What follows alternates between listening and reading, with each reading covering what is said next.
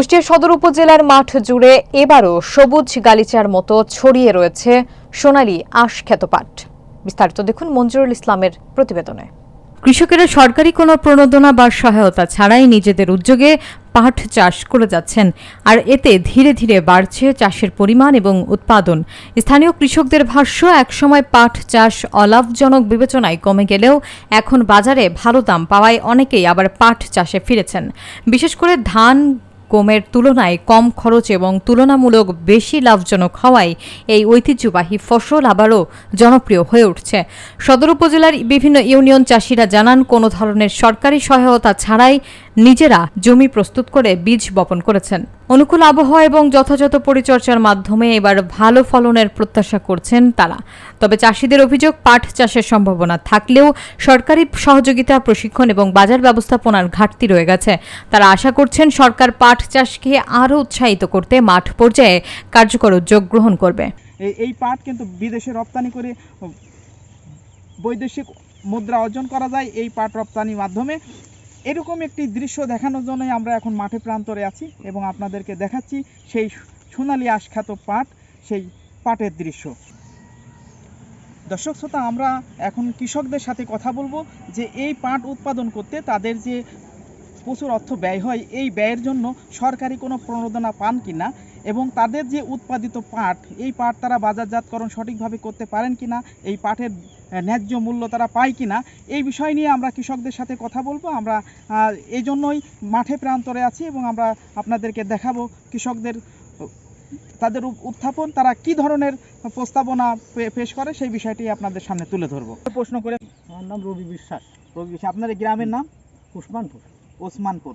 এই যে আপনি পাট চাষ করেন, এই পাট চাষের জন্য কোন সরকারি কোনো সাহায্য সহযোগিতা পান কিনা? না, পাইনি আমরা, কোনো তাই পাইনি। কি পান? কেউ আসেও নাই, কোনো অফিসার এসে মাঠ কর্মী সব জিজ্ঞাসা করে। সার, বীজ, হ্যাঁ, এগুলো কি পান? না না, আমরা পাইনি। পান না? কোনো কিছুই আপনাদের দেয় না? কোনো কি প্রশিক্ষণ দেয়? না, প্রশিক্ষণ দেয় না, কোনো প্রশিক্ষণও দেয় না। আচ্ছা, এই যে সর্বশেষ আপনারা নিজের অর্থায়নে পাট চাষ করছেন, এরপরে পাট যখন পরিপূর্ণ হয়ে যায়, তখন এই পাট যখন পচানোর জন্য কি সুব্যবস্থা আপনাদের আছে? না না, সুব্যবস্থা নাই।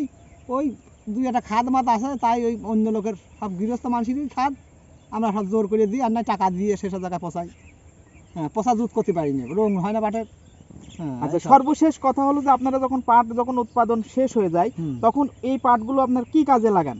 এই পাট আমরা আপনার শুকো গাদি মাই থুই, পয়সার প্রয়োজন হলে আমরা বাড়ি পাট ব্যাপারে আলে বেশি না, হাটে নিয়ে বেশি দিই। অর্থাৎ এগুলো আপনারা তো সঠিকভাবে সংরক্ষণ করতে যদি না পারেন, সেক্ষেত্রে আমরা বাজারে নিয়ে যা বিক্রি করেন। বিক্রি করি। আচ্ছা আচ্ছা, কতটুকু পাটের জমি আছে? আমার 1.5 বিঘে মতন আছে। 1.5 বিঘে মতো। কেমন পাট হবে প্রত্যাশা করছেন? বিঘে প্রতি 12-13 মন করে, 12-13 মন করে হয়। 12-13 মন করে পাট হয়, এরকম। আচ্ছা ভাই, আপনার নামটা কি? আমার নাম শ্রী অমল কুমার বিশ্বাস। আচ্ছা আচ্ছা, আপনার কতটুকু পাট আছে? আমার পাট আছে 2 বিঘা। 2 বিঘা। ওই যে আপনার কি পাটের জন্য কোনো সরকারি কোনো সাহায্য সহযোগিতা পান? কিছুই পাইনি আমরা। কোনো সরকারি সাহায্য সহযোগিতা পান না? না না। পাটের এবার কেমন ফলন হবে আশা করছেন? ওই এক বরাবর করলে ওই রকমই হবে। ওই রকমই হবে। 12 মন এরকম 12-14 মন করে হয়। আচ্ছা, এই পাট পচানোর ব্যবস্থা তো একই রকম? একই রকম।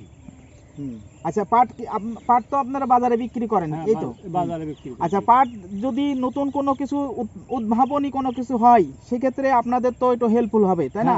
যেমন সরকার যে বারংবার ঘোষণা দিচ্ছে যে পলিথিন বর্জন করো, পাটের জিনিস বেশি ব্যবহার করো, ঠিক আছে? এই যে এটা তো একটা আমাদের কৃষকদের জন্য একটা অবশ্যই একটা সুপ্রচার, ঠিক আছে? এই প্রচার যদি সুষ্ঠুভাবে যদি সরকার বাস্তবায়ন করতে পারে, তাহলে আমাদের যে সোনালী যে আঁশ, অর্থাৎ সোনালী আঁশযুক্ত যে পাট, কৃষকদের উৎপাদিত পাট, এই পাটের কিন্তু সর্বোচ্চ ব্যবহার হবে।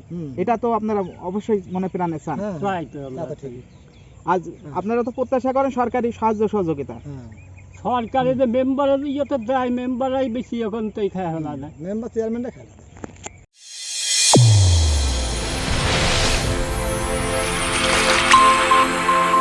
চ্যানেল A1 হৃদয়ের স্পন্দন।